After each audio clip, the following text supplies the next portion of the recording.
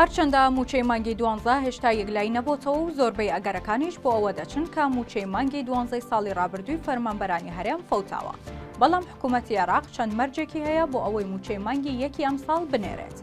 سەرچاوەیەک لە وەزارەتی دارایی هەرێمی کوردستان بە تیواری ڕاگەیاند وردبینی بۆ لیستی موچە دەستی پێکردووە و بۆ ئەوەی پێش 15 مانگ ڕادەستی وەزارەتی دارایی عێراق بکرێت بۆ ئامانجەی لە کاتی خۆیدا پارە بنێردرێت و دوانەکەوێت.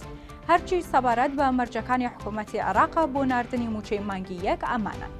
ڕێکەوتنێکی نوێ لە نێوان هەردوو حکوومەتی هەرێمی کوردستان و حکوومەتی عێراق بکرێت و هەردوولا ڕێکبکەون لەسەرەوەی ئەم ساڵ چۆن و بە چ میکانیزمێک موچەی هەرێم بنێردرێت. هەروەها ئەرک و پایبەندیەکانی حکوومەتی هەرێمی کوردستانیش دەستنیشان بکرێت کە چی دەبێت. ئەمە جگەلەوەی ئامادەکردنی لیستی موچەی مانگی یەک دەبێت بەپێی داواکاری وەزارەتی دارایی عێراق بێت.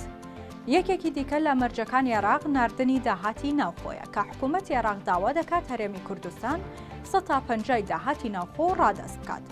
لە ئێستا هەموو وەزارەتەکانی حکوومەتی هەرێمی کوردستان لیستی موچەی مانگی یەکیان بە ئامادەکراوی ڕادەستی وەزارەتی دارایی کردووە و کارەکانیش بۆ ڕێکخستنی لیستەکە لەسەر بنەمای داواکاریەکانی بەغدا دەستی پێکردووە.